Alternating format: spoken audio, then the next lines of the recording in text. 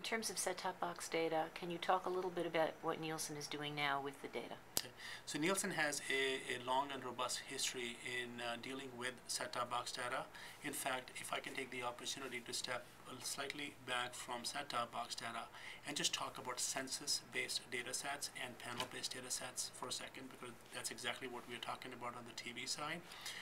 On the consumer side, we've always had the luxury of having access to data from retail stores.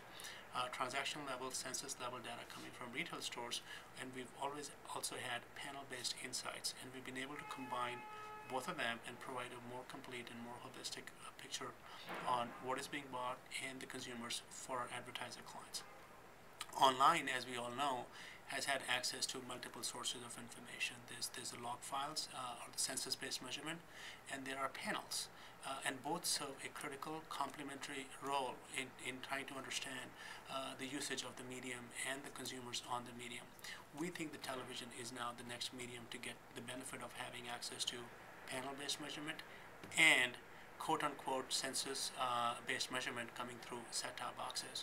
And we believe that a combination of the two can allow clients to have a better understanding of television consumption. We, Nielsen, have been working with a lot of the major companies that have set-top box data.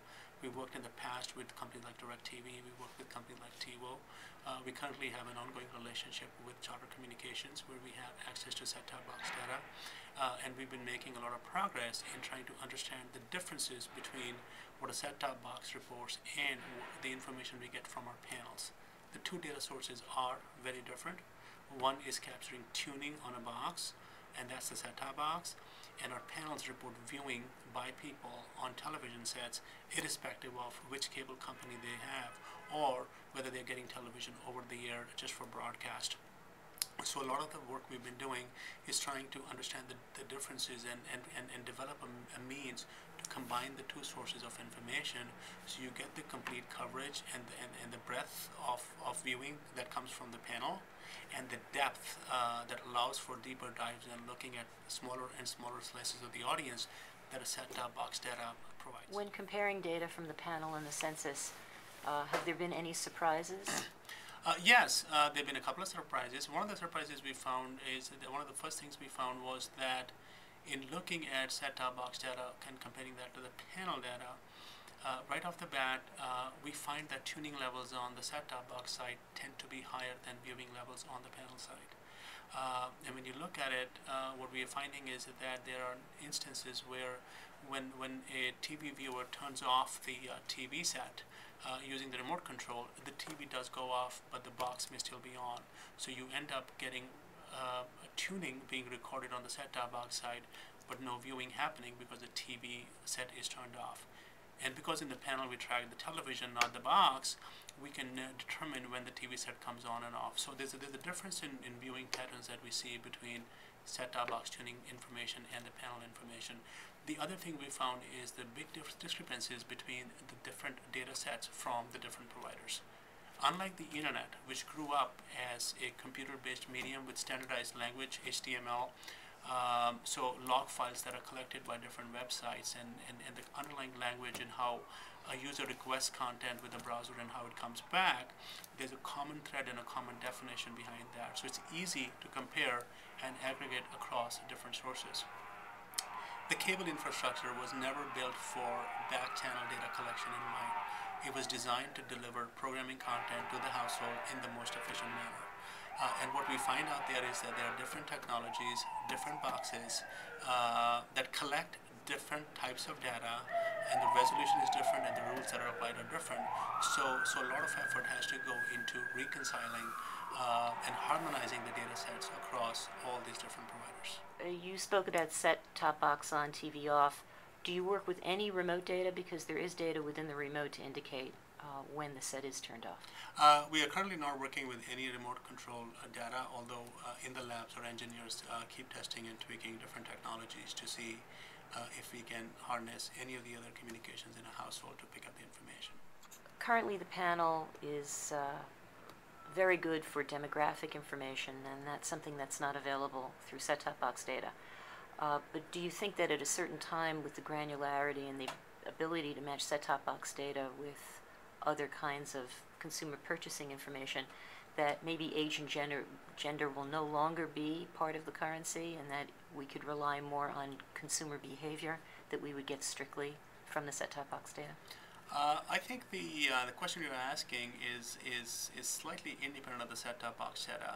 So let me try to break it into two different answers. The first one is, does the advertising community, does the buying community look to demographics, and would they also like to look at behavior patterns in trying to reach their customers? And the answer is obviously yes.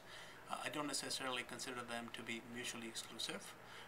Depending upon the advertiser, depending upon what they're trying to do, they may elect to look at demographics, they may elect to look at purchase habits, they may elect to look at a lot of different ways to profile the audiences. So would demos go away? I don't think so. Would demos be a key way to look at audiences? I would say yes. Now to the other piece, which is what set-top box does is enables for deeper dives, and what it allows to do is, if matched with the right data sets, it can allow advertisers to look at smaller and smaller slices of the audience, so they can get into looking at TV viewing patterns for their consumers that may not be as evident from a strictly a panel-based approach. The only word of caution would be that any source you match the data to should be accurate and complete, because the resulting information is only as good as the inputs. The set-top box data needs to be complete and it needs to be clean, and whatever the set-top box data gets matched to has to also be complete and clean, because the quality of both those things will get reflected in any kind of matched data set. In your opinion, what would you say the timeline is for the adoption of set-top box data, and do you think it could ever be part of the standard currency?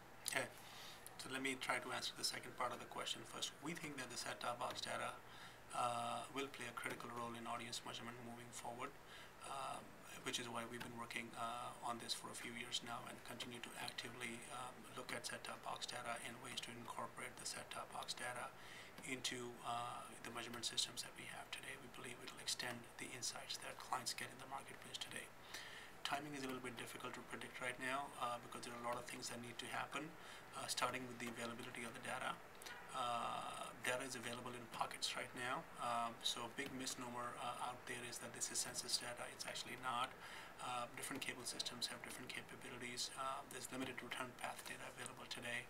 Even in satellite homes, they do require a phone connection to the box to pull the data back. So what we're getting back today is limited in terms of its footprint, its scope, and even within the homes that are sending data back, there are TV sets where viewing is occurring, but no return path data is coming. So there are some technical issues that the industry needs to address with set-top box data to make it more complete, to make it more robust. But that'll take care.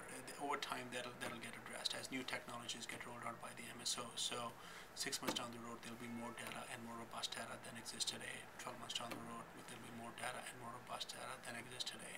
So that's one. But the other one, also a big one, is privacy. Congress is looking at this issue very carefully, especially as it relates to the internet, and just a broad discussion around consumer privacy. So a big unknown is how Congress might look at set-top box data coming out, and in terms of ownership, and whether consumers need to be opted in or opted out from the data set. So that's going to be a big determinant of how, if, when set-top box data can be used commercially in the marketplace for either audience measurement purposes or advertising purposes or so on. So I would say those are kind of two big things. One is the availability of the data itself, which again, as I said earlier, will keep improving over time.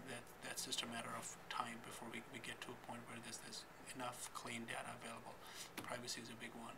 The third one is the acceptance in the marketplace by the advertising clients, and the value of the insights that can be created with set-top box data. That becomes a commercial discussion. But I think the big unknown right now is privacy, that everybody seems to be rightfully focused on, and that'll probably drive the timing.